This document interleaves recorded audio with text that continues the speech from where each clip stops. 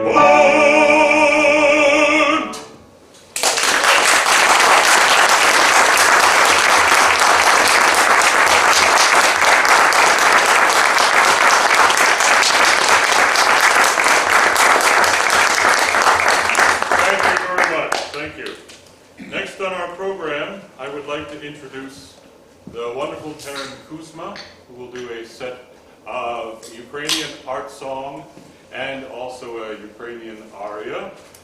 Terran, the Ukrainian-American soprano, is a versatile performer of classical, contemporary musical theater and folk repertoires. Most recently sang the title role in Janacek's opera, The Cunning Little Vixen, with the Bard College Graduate Vocal Arts Program, where she is a graduate student.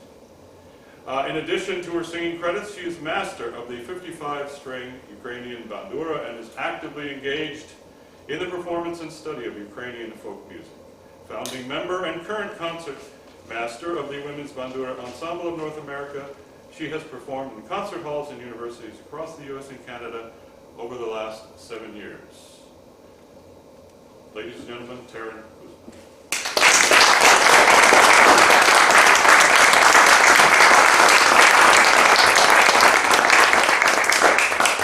Thank you for that wonderful introduction, and thank you so much for having me this evening.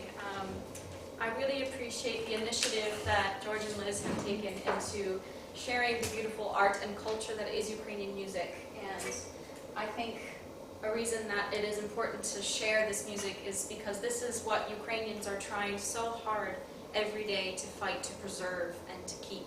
And I hope that at the end of this concert you will see that this culture and this music is worth preserving, and it's worth its survival, and it is beautiful and deserves to flourish. So the first few pieces I will be singing are Ukrainian art songs. It takes a journey through a narrow pathway, and then the second piece takes us to a gentle song that a mother is singing to her child while it's storming outside. And then the next two pieces are dramatic songs about loss and sadness and anger and grief. And then the final piece in the set, To Lviv, is a historical song that gives praise to the partisan movement that fought against the Nazi regime in World War II, To Lviv. So without further ado, we would love to present these 5 Ukrainian art songs.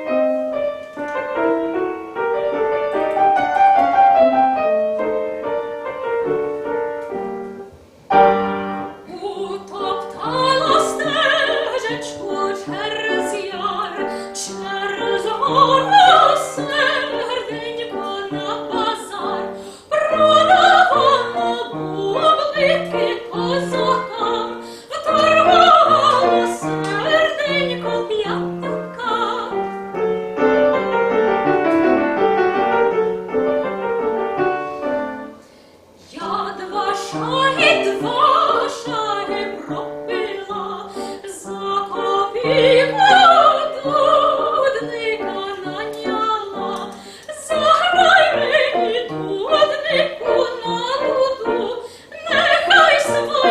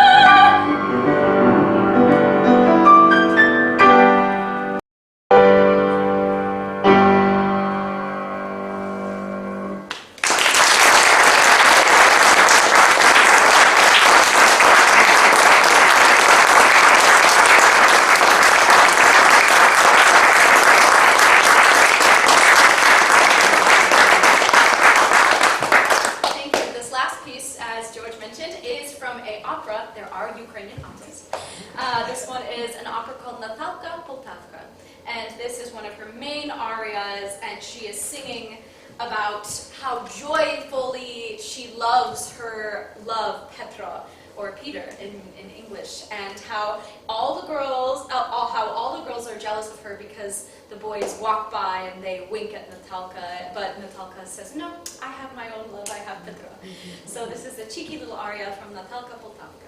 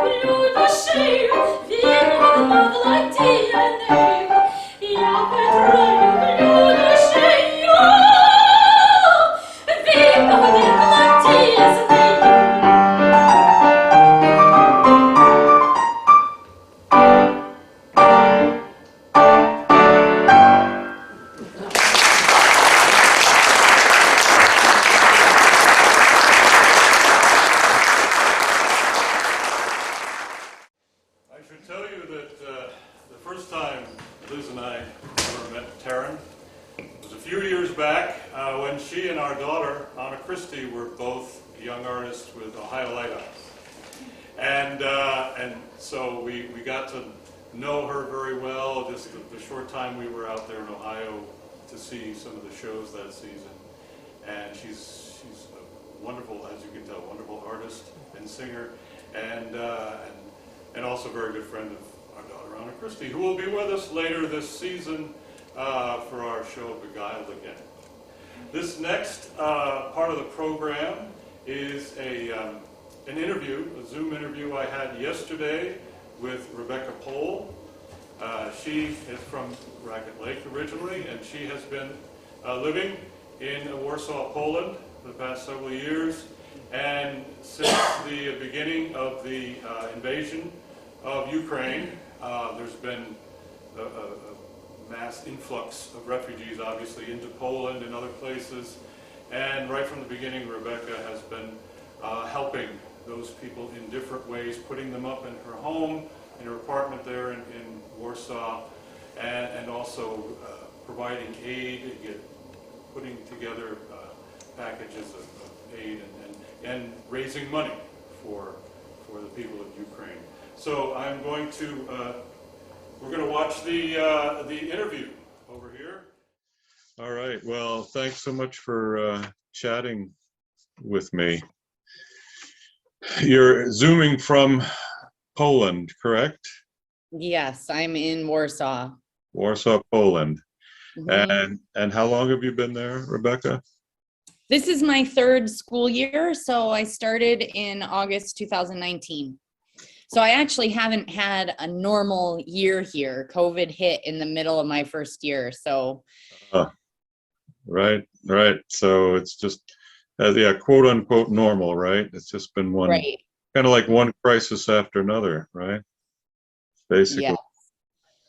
And I know you have been doing a lot over the past, now, how many months has it been since the Russian invasion? It's been, That was February 25th. right. So, So all of March, all of April, now all of May. now all of So May, 3 months and change. 3 months. Yeah. Yeah. And I know that you have been, your efforts have been going on since pretty early on. The Daily Enterprise, I know, had interviewed you back in April, Mhm. and had kind of gotten a sense of what you were doing to be helping out. It seemed like at that point it had pretty much taken over your life as well, right? I mean, a lot of what you were doing.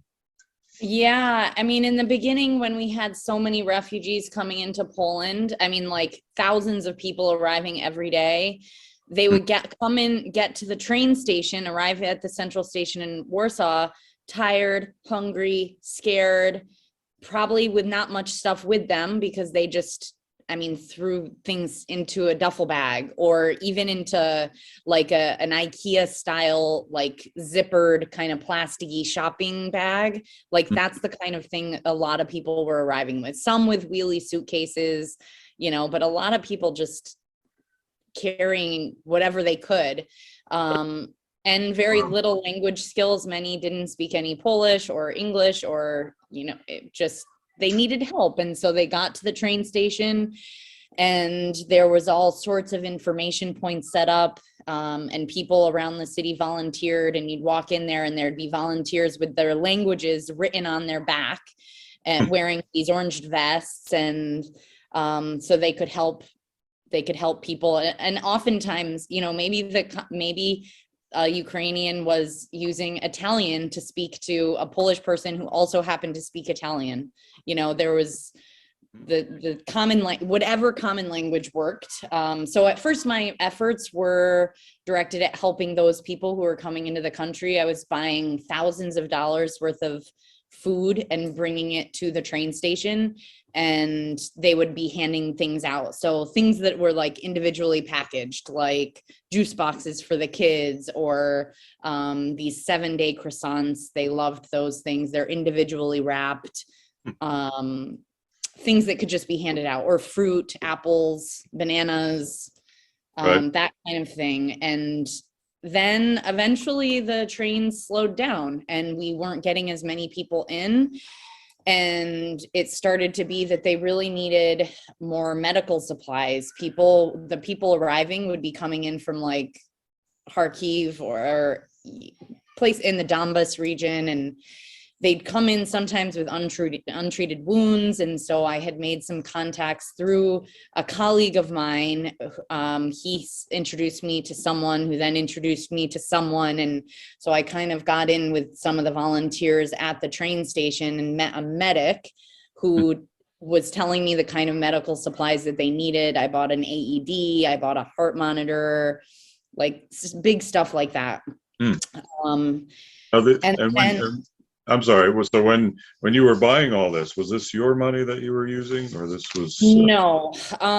So it started all because I had welcomed this mother and daughter in. They had just arrived, and they had a cousin on the border with Germany. So they were just in a stopover here in Poland, and I had them for 3 nights.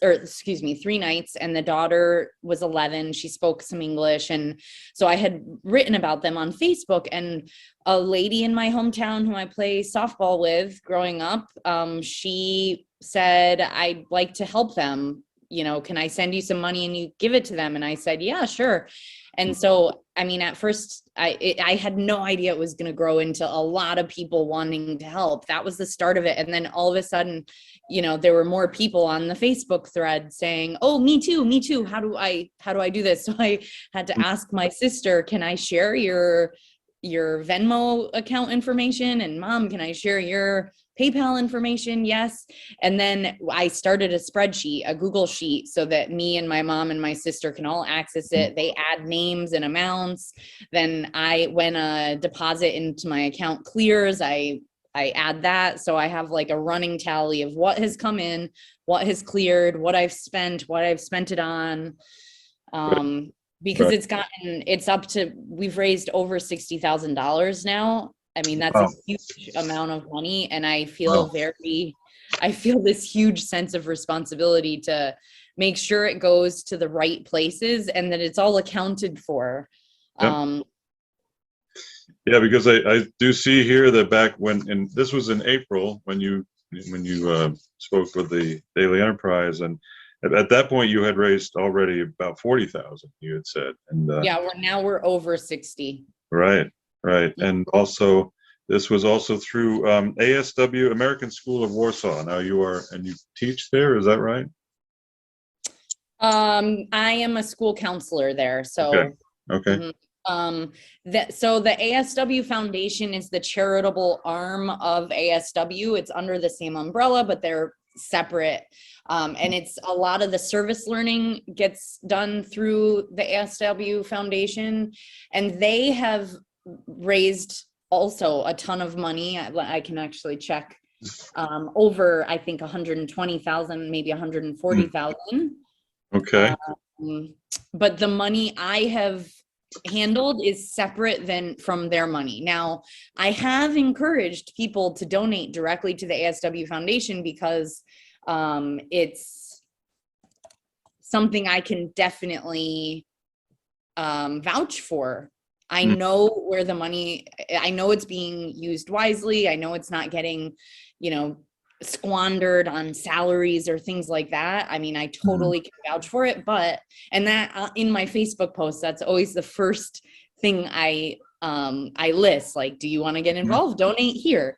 But at the end, I include our Venmo and PayPal information because ultimately a lot of people feel more comfortable putting it into the hands of someone they know.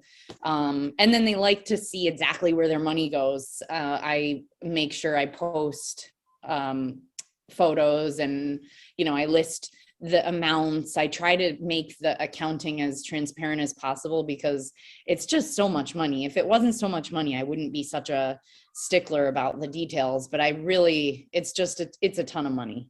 Sure. And yeah, and you want it to all go where it needs to go, right? And yeah, and the needs are changing. I mean, now, like the most people in Warsaw now, a lot of them already have jobs.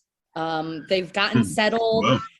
At first the government was not very organized, and so it was relying on people like me to deliver food, but then they reorganized and they had these like temporary shelters and then information points in the shelters. So when they'd get to the train station, they'd get onto buses and go to a temporary shelter and then spend a couple of days, take a shower, make their plan, and then go on their way to wherever they were going within Poland or outside of Poland to other EU countries. So it's gotten a lot more organized, and a lot of people, they're settled now. And so now I have been sending medical supplies into Ukraine. That's the big need. Oh, okay. And food, Okay. or food into Ukraine, or like hygiene supplies. Like when they tell me they need something, I buy a ton of it. Like they said they needed disposable razors for soldiers, and I bought 1,000. Wow. And right. I'll look online on either Amazon.pl or Allegro, which is also an online website here in Poland, and I'll buy like every single one of whatever the item is. And if I need more, sometimes I'll be buying like some on Allegro, some on Amazon, and then maybe even some on Amazon.de, which is Germany. It's wow. And how is it that you bring these supplies into Ukraine? How does that happen? Yes, so that's a good question, and it's a constant challenge. Through the magic of Facebook, I connected with this Australian group it was just like grassroots, just like me. These Australians got together and they've raised over $100,000 as well. And so they were like renting buses or trucks and would make deliveries and then come back with refugees. So you deliver stuff and come back with humans. Wow. And so I managed to get some stuff onto their bus the first time. And then my second delivery, they had decided to buy a van with some of their funds because they did the math and figured out that within 2 trips, they would have saved money over renting the buses or trucks. So now they have their own vehicle to go back and forth. So another load of medical supplies went on to that. And then one time I drove to the border on the Polish side, and we had just made a meeting point, and someone from the organization in Ukraine came and met me on the Polish side, and we just moved everything into their car, and then they went back across the border. So, Wow. yeah, there's different things, different Yeah. ways. Right now, I Right. have about $10,000 worth of medical supplies in my office at school, and right now I'm trying to figure out how to get it there. I don't have time to make the trip to the border. It's 4 hours one way. So, and I don't have time this weekend. It's graduation. I have a job, you Oh, know, right. and I can't do it after work. It's just too far. I can't make an 8-hour trip after work. So I think I heard from this. I think he's Israeli. I think he's Israeli American. He sent me a message saying he has a friend, another Israeli who's in Warsaw and is about to make the trip to Ukraine, and he can bring everything. And so it's a lot of Okay. like Well, making connections. big network of people Yeah. who are helping. Yeah. And you haven't actually personally gone into Ukraine. Is that right? I haven't, but that's, and I'm pretty sure I'm gonna go one weekend before I leave Okay. the summer, because I'll be visiting my family this summer, and I'm hoping I'll make one trip into Ukraine, not very far, just to Kaval, which is where this nonprofit organization is that they receive requests from all over Ukraine for different Right. items, and Right. they're kind of a logistics and middleman. And so I've been sending them the items, and then they get it even further. I want to go and visit them to meet more of them in person. I have met some of them in person and see their operation, and just see with my own eyes, and then report back to people who have been funding all of this. It's not a war zone where I would be going at all. It's quite safe. They do have air raid sirens that go off sometimes, but they haven't actually had an air raid. So there is some risk, I suppose, always, but I would not be going anywhere that's dangerous. And it would be like 35 miles from the border. Okay. Yeah, because it is a very fluid situation over there, but for now, most of the activity is in the eastern Yes. part of the country, right? I mean, all of the horrible, the mass destruction, like in Mariupol and those areas. So you still have house guests then? No. Oh, you don't? Okay. Nope. So I had a mother-daughter for 3 days. Then I had 2 nights off, and then another mother-daughter arrived, and they stayed. The daughter stayed for 3 weeks, and then then she went to Frankfurt, Germany, to check things out there. She had a possible contact, but her contact, she and her friend were going, and they were going to be sharing a single bed, so there just wasn't enough room for the mom to go as well. And so the mom stayed here with me for another 2 weeks. And then, let's see, like the end of April, she left and went to Frankfurt to join her daughter. That was the first time they'd ever been apart, those 2 weeks. And then I went down to the train station to see if I could register my room again, and they said they weren't doing it that way anymore, because the government had figured out a better system with these temporary shelters, and it was just more organized, so they didn't need individuals to help out. I have registered my room with my school, the ASW Foundation, because that we're getting people all the time into our community, and so I'm available. But I do have a dog, and there's a few things that I was prepared to welcome an 8-month-old baby and a husband and wife, but I told them, like, I'm willing, but I'm not sure about my dog and this little baby, so. So just getting back to the influx of the refugees, so that's kind of slowed down in Poland, right? For sure. And actually, some people have decided to go back to Ukraine. Okay. Yeah. Which still baffles me, but Mhm. the call of your own country is strong. And also, all of their men are still back there. And Mhm. so many of them want to reunite with the rest of their family, with the males of their family. And so some people are going back. My apartment is still available. Like, I'm thinking while I'm away this summer, it would be a shame to have my apartment empty. So I'd be willing to let somebody stay here without me, as long as they're, somebody kind of from within my school community, like somebody who's already been hosted for a while. Like, there's already a level of trust. And I thought it was going to be a family of 3, a mother and I think it's 2 daughters. I know the mother and daughter had found jobs, and ultimately that's why they're not going to stay here. We found another family in school, another teacher who lives close to where their job will be. So it's a better fit. So, Yeah. but I'm still waiting. I might end up with somebody staying here. Yeah. And that's something that you don't think about, is that the vast majority of these refugees are women and Yeah. children, correct? I mean, Yeah. and men have stayed behind and to fight. Ukrainian men cannot get out of the country unless, they are over a certain age or they have a disability that prevents them from serving. Like, they cannot get out of the country. Right. Any men who are coming over, it might be because they are, maybe they hold another passport from another country and so they're not Mhm. Ukrainian. That's the case of one of my colleagues. She was hosting this woman who had given birth 2 days before she crossed the border.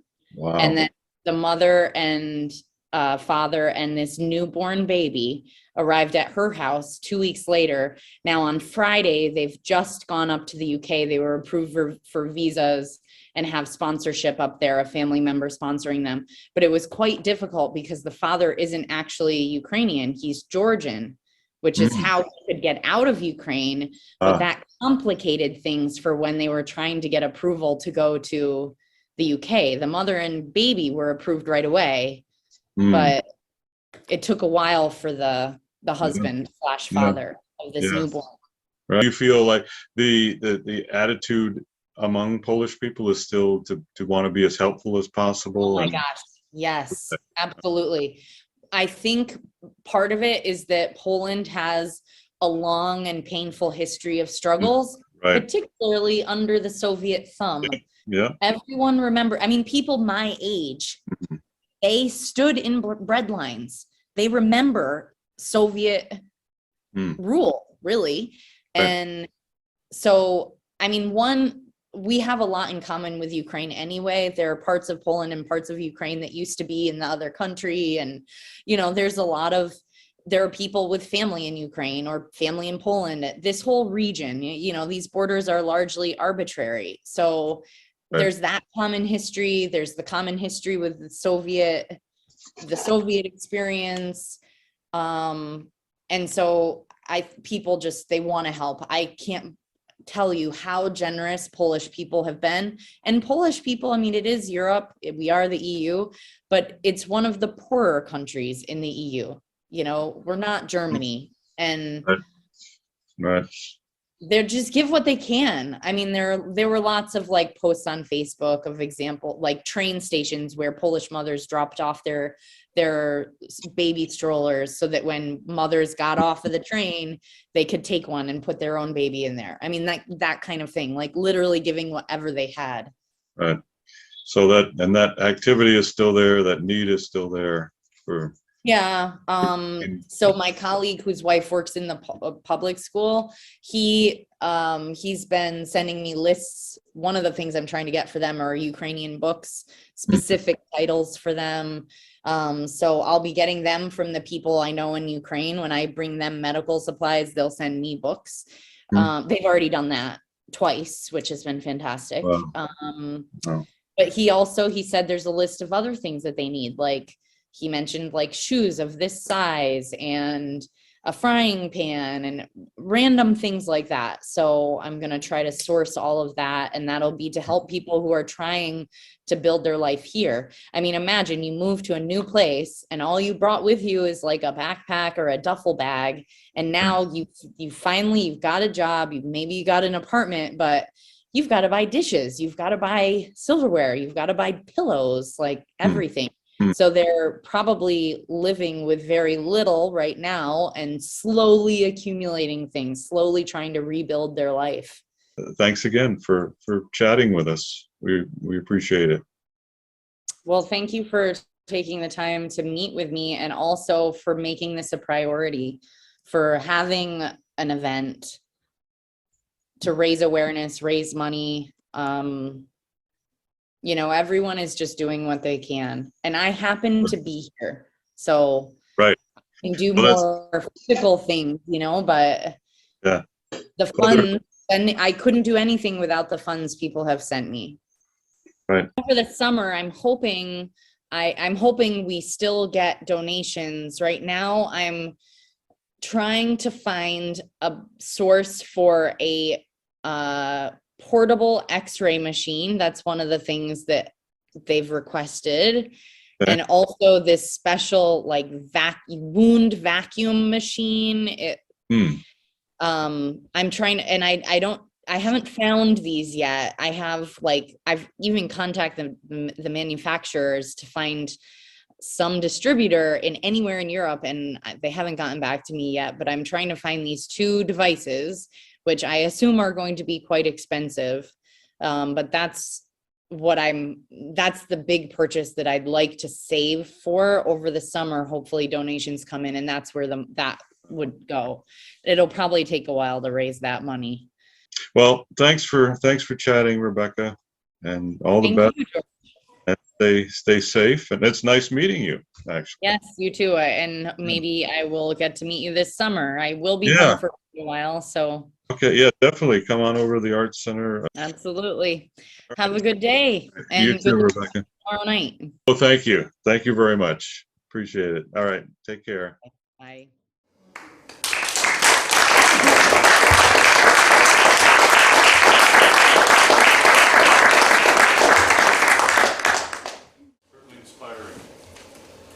This next song that we will perform is Deep River, it's spiritual. And we felt that it's an expression of both sorrow and hope for an entire people. And we feel that it's applicable to the condition of the Ukrainian people and shows our solidarity with their situation. Deep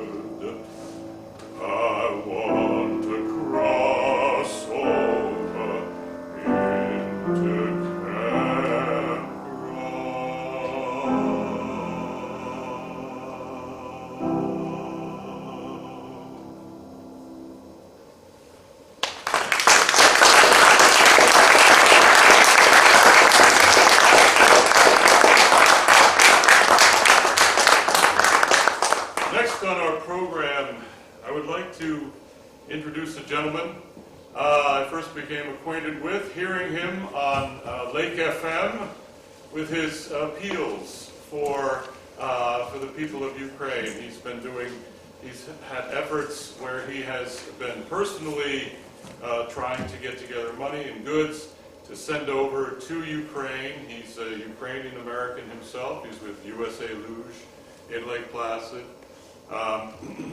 And also he has been helping to put out the word for an organization called Baranova 27, I believe it is. And it's Max Chermovsky?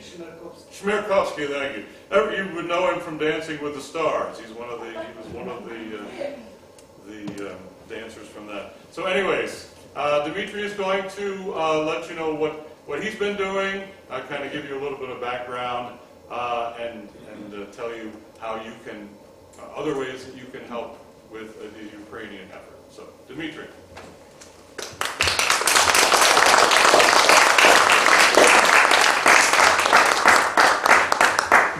Thank you, Gary. Well, the good thing for you, I will not be singing. Because if I will be singing, I'll be kicked out from this room in 20 seconds. So don't worry, you just can relax. And how can I do better than what you just heard? So I am Dmitry Feld. I live in Lake Placid, New York. You know, these lights, it's like interrogation by KGB. That's how I grow up. That's fine, I used to. Oh, okay. All right. You can't see anyway because I know you. That's what we grew up there. Anyhow, I live in Lake Placid, New York. I work for a USA Luge team. I grew up in Soviet Union. I'm a product of Soviet military family. My father actually went through the World War II, was Air Force. So I grew up in a pretty strict family. And I didn't do anything. My father always took big military belt. Make sure I did everything at home. Take garbage, wash the dishes. So I have ties for both countries. Not only I grew up in Soviet Union, but I was born on the eastern part of Russia, which is called Kamchatka. I'm sure some of you heard about. If you stay in Kamchatka, you can see Alaska. And if you stay in Alaska, you can see Kamchatka. It's right across the Barents Sea. So I was born in what's now Russia, but my papa and my mom was military. So at one point they moved my father, my mom, me, to what's now Lithuania. I lived there for a year, and then my mom was from Kiev, outside Kiev. We ended up living in Kiev. So I grew up in Kiev. And being a product of Soviet Union, our first language was Russian. That was the government language everybody had to speak. Ukrainian language was not even second even in Ukraine because the government was trying to keep that language very, very low. They didn't want Ukrainians to feel like they are different nationality. And they did in every other region also. They dominate with Russian language. It's a dominant language of Soviet Communist Party. Even if it was Ukrainian or Georgian or Jewish or another 150 nationalities, you have to speak Russian. For my luck, I was a little kid, and in the summertime, my parents wanted to get rid of me. Guess what they did? Kicked me out into Ukrainian village. Left me with my relatives who taught me Ukrainian. I hang out with Ukrainian kids who spoke Ukrainian, with gypsies. So when I came home, I spoke this broken language of Russian. My mom had to yell at me, hey, can you speak normal so we can understand you? So that was kind of not unique, but pretty unusual when you live in a city that everybody spoke Russian to learn Ukrainian. And even later, my mom kept saying, how did you learn that Ukrainian language? So I think because of that, I was tied to Ukrainian culture and understanding a little bit more than some other Russian-speaking people who live in Ukraine. And if you look at the border, of course, Ukraine is connected to Russia very tight. And historically, Russia dominated Ukraine for at least 300 years. And they definitely squeezed Ukrainian culture and Ukrainian people as much as they did with other nationalities. But I was very fortunate to learn a lot about language, traditions. A lot of my friends is what it's called traditional Ukrainians. And then I came to the United States in 1979. I was very fortunate they kicked me out from Soviet Union, so go ahead and join an army of hungry people. I said, okay, I better do that. Then I stayed there. And I was one of the few people probably, or small minority, who did not grow up listening to Soviet music. I was trying to listen to Pink Floyd. Even I didn't understand what they were singing, but I loved the music. So when I came here, I had to learn English, but I was part of Soviet luge program. I was very fortunate to learn sport of luge. I'm sure all of you know what's luge, right? You live in the North Country. You're always welcome come to Lake Placid and see our World Cup events, or you can stop at the luge office and see me. I'll show you our fully refrigerated indoor star facility at no charge. Unless you donate some non-perishable items for Ukraine. And living after the Reagan destroyed Soviet Union and wall came down in Berlin, when I left Soviet Union, I thought that Soviet Union going to be forever. It was such a strong politically country, and you see all those tanks, and you see all those rockets, and you see all those ships, and you see all those soldiers. That's how we grew up. Military was very important to us. Of course, Soviet Union fought Germans in World War II, suffered a lot. My grandfather died in World War II, actually in Kiev, and he's buried in mass graves. The Germans killed about 50,000 Ukrainian Jews and Soviet officers. So we don't know where he is, but we know he's there. And so we grew up in this militaristic kind of things, but in my wildest dreams, I could never think that Russia will attack Ukraine. Even have Putin as a president, I think people around the world kind of slept through what he was doing. First, in 2008, he attacked the Republic of Georgia, which is this size, and he fought very hard, and he destroyed a lot of Georgian villages and cities, and he's still controlling 30% of their territory. Can you imagine somebody came in the Adirondacks from New Jersey, have war with us, and took 30% of our properties? And that's what he did. And then he attacked Crimea, basically walked in, took the whole place out, and there was not one shot fired into Russian soldiers when he took over Crimea. And that's how a lot of people in America, I think, and you probably heard about corruption in Ukraine, and that's why it was, I think, a lot of hesitation on part of a lot of Americans to help Ukraine now, because they still think that Ukraine may be as corrupt as it used to be. For the good chance, when Ukrainian young people went on the streets and had revolution in 2014, and they kicked out that corrupted pro-Russian president Yanukovych, other president came Poroshenko, and now Zelensky, and they really changed in the last 8 years Ukraine. Even it's still perhaps corrupted, what we don't think corruption is, it's much more advanced country with a lot of young people who's striving to make that country beautiful, smart. A lot of them study in the United States. Around the world, they bring all this knowledge home. They don't want to leave. As Rebecca was saying, that Ukrainians don't want to really leave the country. They want to stay in that country. Unfortunately, 6 million been already left, 8.5 to 9 million been displaced. And what does it mean, displaced? I'm sure you all know, but it's like you take me from Lake Placid and suddenly I displaced somewhere in Louisville, Kentucky. No home, no money. I was thinking, we were sitting here, and you can stop me talking because I don't want to do this too long. I don't want to get bored after Rebecca and Gary and Liz and Ted. I very little time, because I gotta get to that level that you're really listening to me. Please don't fall asleep. You're there to be. And then if I'll stay a little bit longer, ask me other questions. But, I was sitting here and I was listening to Gary singing, and I'm thinking my friends were sitting in Kiev in the same type of place, and suddenly cruise missile hit the building and killed many people.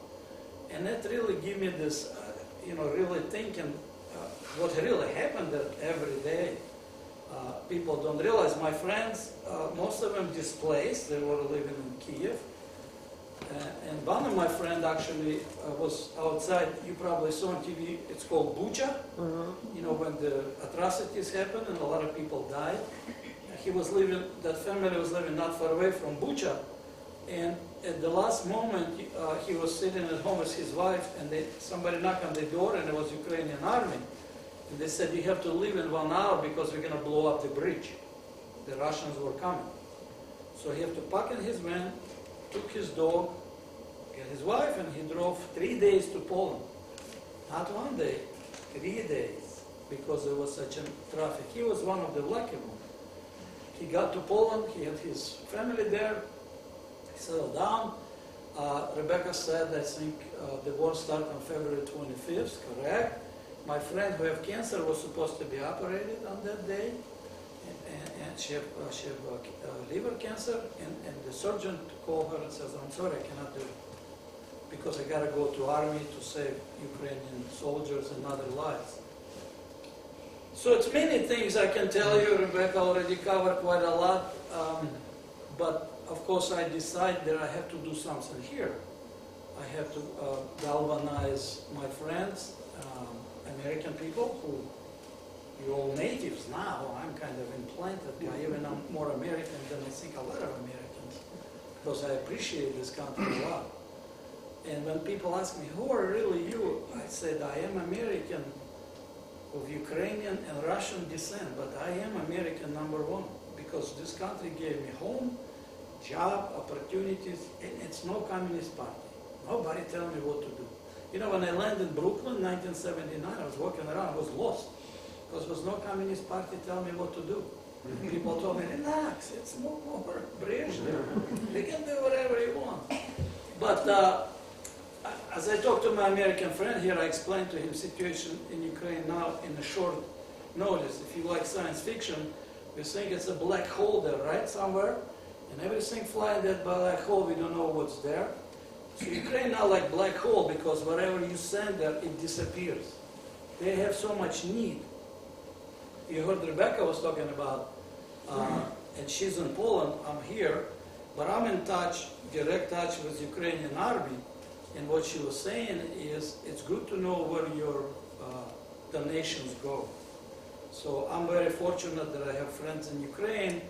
When they send me message, encrypted message through WhatsApp, you can also send me the same message through WhatsApp. It's encrypted according to Microsoft, so Putin cannot listen. I'm very happy, so he doesn't know what they asked me for. But so they send me message, and they'll say, for example, they need 50 pairs of tactical military boots, and they send me the sizes. So I go on Amazon.com, I get those boots, I send them to address that I have in Michigan, and people who's there, they ship through Ukrainian shipping company, or they take to Ukraine. So they go to Poland. Some stuff you cannot send, it's better to deliver directly to the army. I'm very fortunate. I have a lot of friends in America who knows me for many years through U.S. Luge. I also volunteer my time in Lake Placid for the Shipman Youth Center. Some of you maybe heard about the Love Barbecue Music Festival. Raise your hand. No? Okay. Oh, you got it. You need to all come. It's the great festival. You can try real meat around that place, and we raise money for the Shipman Youth Center. But so a lot of my friends, I did kind of like Rebecca, but I don't use Facebook a lot. So I just send emails, and I ask my friends to help me out, and money just start coming in. They're coming in, and I call my bookkeeper, and I said, what am I going to do? He said, don't worry, just keep the receipts. So I found a way to help, and I've been helping them, sending them whatever they need.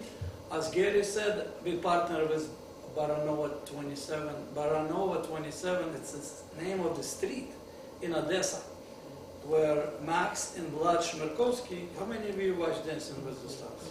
My wife loved it. She said, that little guy, make sure, how come you don't look like this, right? You can't dance? I said, sure, I cannot dance, but I can cook for you, right? She said, it's a many non-for-profit organization here in the United States that help in Ukraine, including Red Cross, and you I'm sure see it or you get hit. And they do a good job, but like Rebecca said, at the point where it goes, but we don't know where it goes. I'm sure most of it right now goes to Ukrainian army because they need all this. Every day in Ukraine right now, 100 people still dying from Russian bombardment and attacks. And so most stuff going to Ukrainian army, but a lot of stuff goes to displaced people, refugees, and Ukraine gonna need this till war is over. I firmly believe Ukraine gonna win. How long it's gonna take, how bloody it's gonna be bloody, and it's gonna be for a while.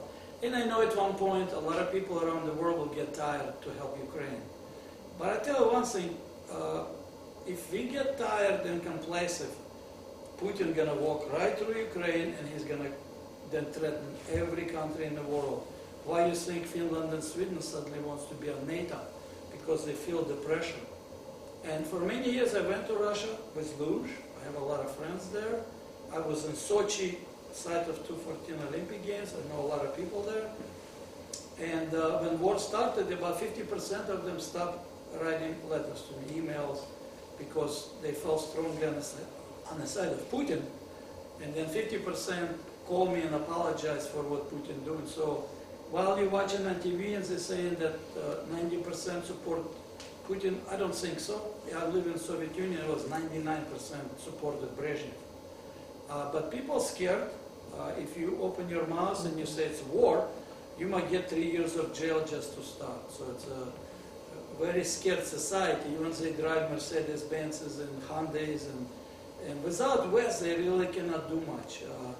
That's why the cruise missiles might not gonna fly anymore because they use Taiwan and American guided systems. We gave them, West gave Russia ability to kill Ukrainians because we believe that they're gonna be democratic like China. That's another thing. I'm not Chinese, I don't know anything. I like Chinese food though. I love buffets. It's cheap, it's greasy, it's good. During COVID, I missed Chinese food so much and some like legs, they closed. I was like, what is that greasy good food? So I have to drive to Plaza. They loved me there, all kind of money. But I don't want to hold you anymore because, it's like a black hole there. But I'll be here and you can ask me questions after we're done. And I promise I will not sing it, but thank you for all your help. Thanks, Gary, for inviting me. And like I said, don't get tired. Don't get complacent because we're lucky we don't have crossing border with Putin. That's right. We have with Mexico. We're very lucky, but Ukrainians not very lucky. The only one country right now who stands in front of Putin is going to fight for all of us, including Americans. Thanks to Biden, he's doing a good job, but can be more job done. And do not give up. Thank you.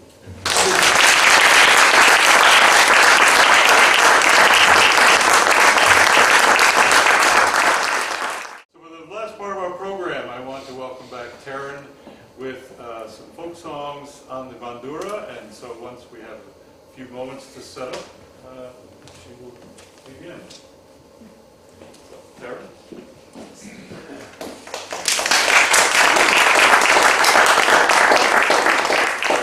I talked a little bit about the bandura's history. I just thought I would start out with the piece to let the bandura introduce itself. So this is Musical Moment by Rahori Katasti.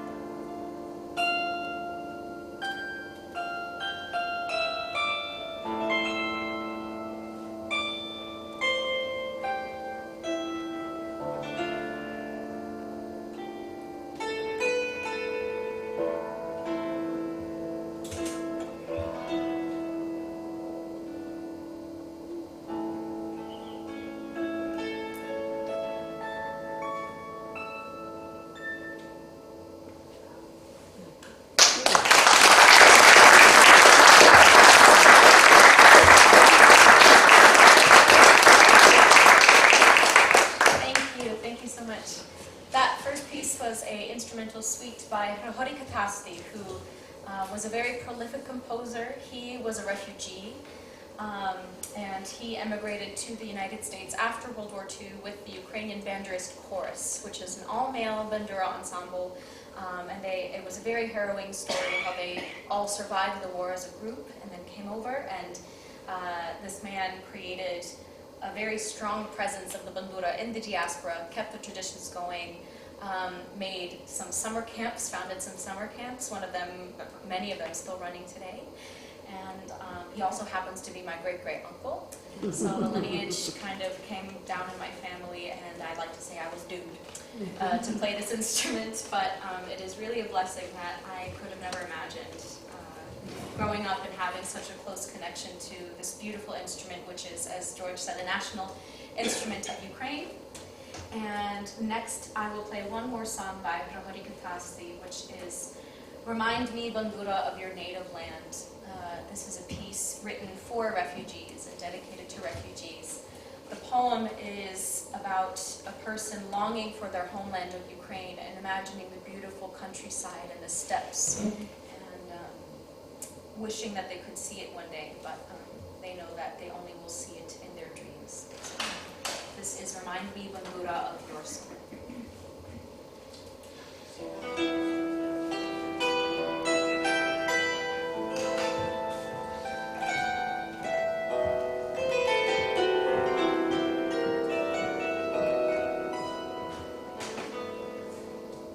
Oh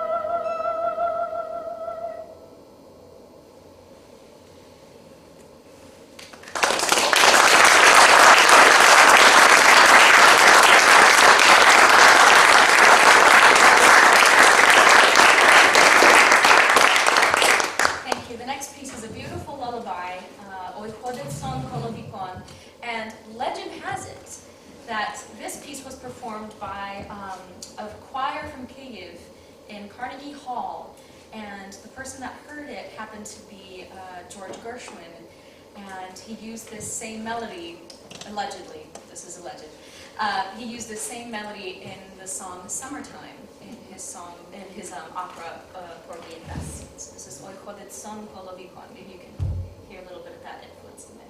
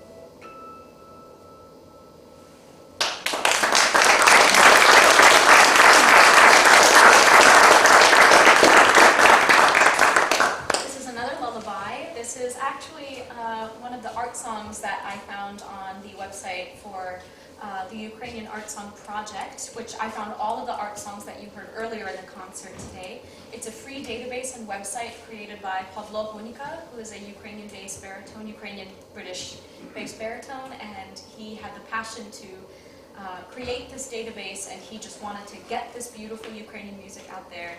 So this is one of those pieces that I transcribed for bandura, because there's no way I could play a piano part on bandura because of these basses. So this is Even Song by Kirill Stitsenko, and this is a song that my grandparents used to sing to each other as a duet, which is very sweet.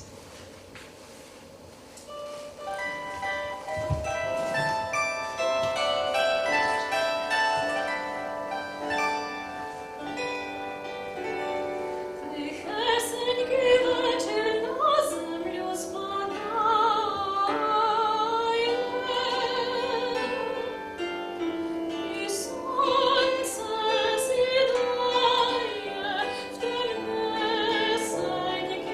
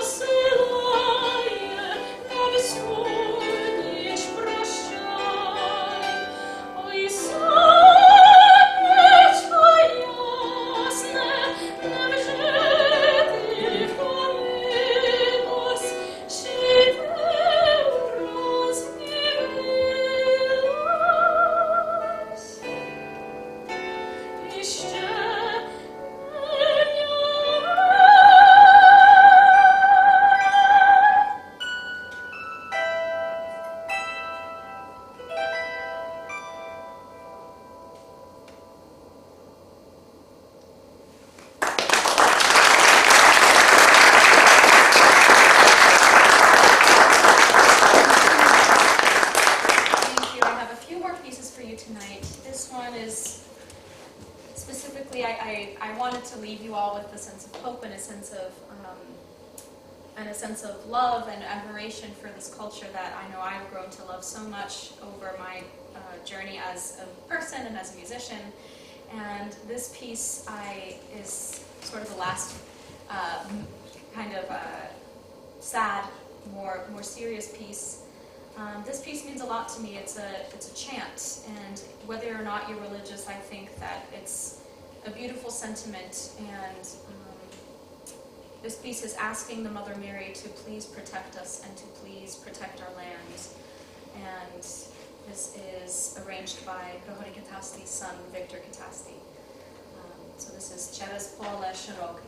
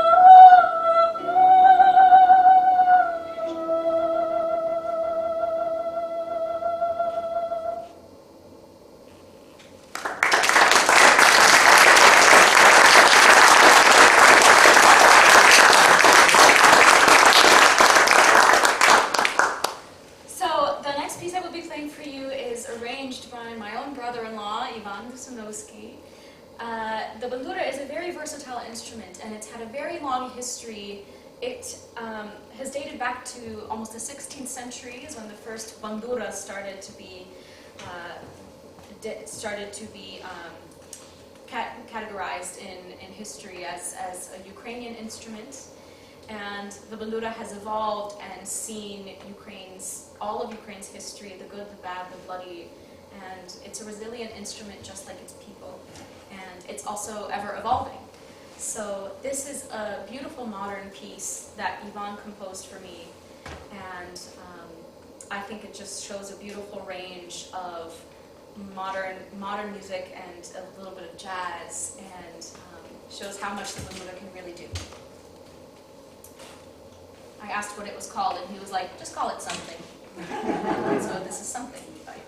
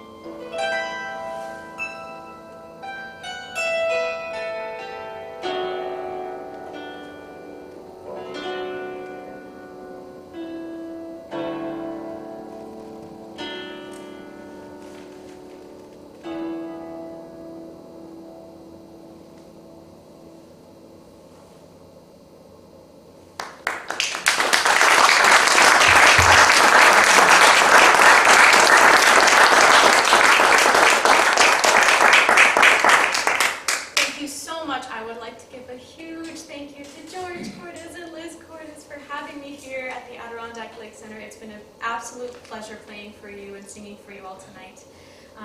As I sing this last song, and this is a Cornish folk song that one of my friends sang for her senior recital at Bard, and I couldn't help but think of my cousin who is in Ukraine right now. He is serving as an officer outside Mariupol in eastern Ukraine, and I'm not in touch with him a lot, but I'm in touch with his wife.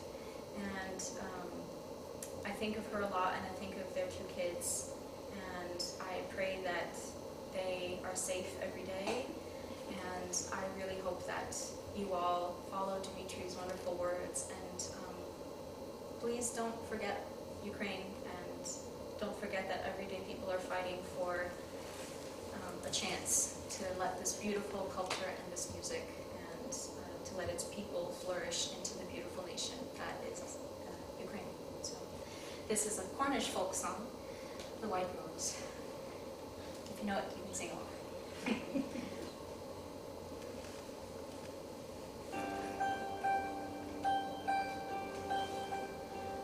The first time I met you, my darling, your face was as fair as the rose, but now your dear face has grown paler, as pale as the lily white rose. I love the white rose in its splendor.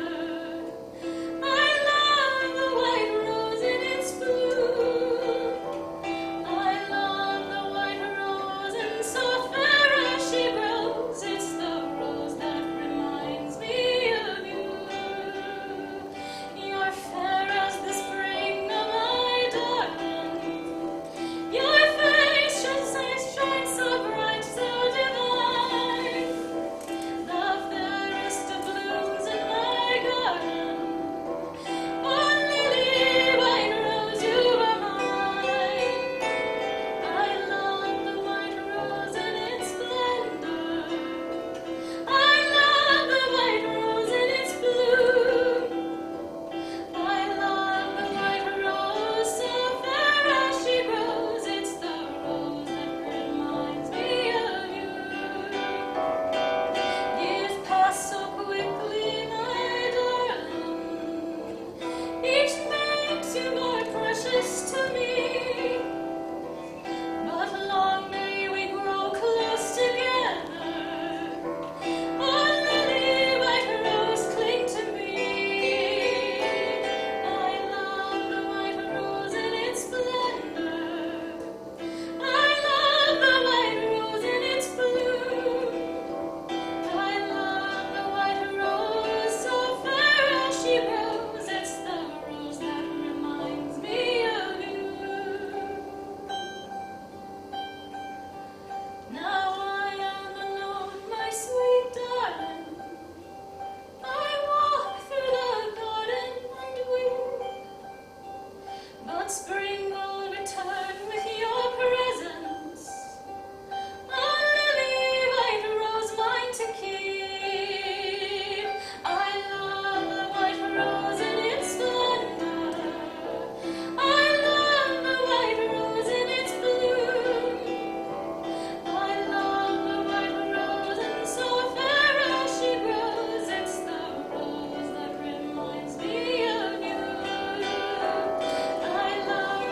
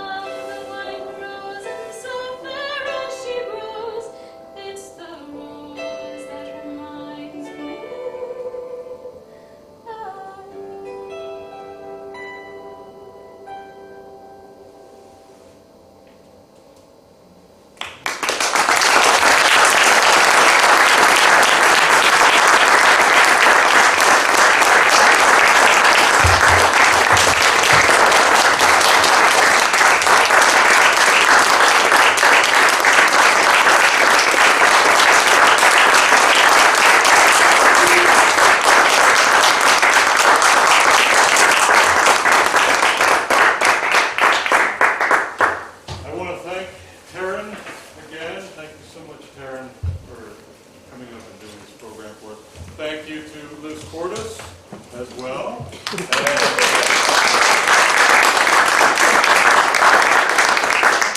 And Mr. Dimitri Fell, thank you for joining us. Thank you again for coming this evening, folks.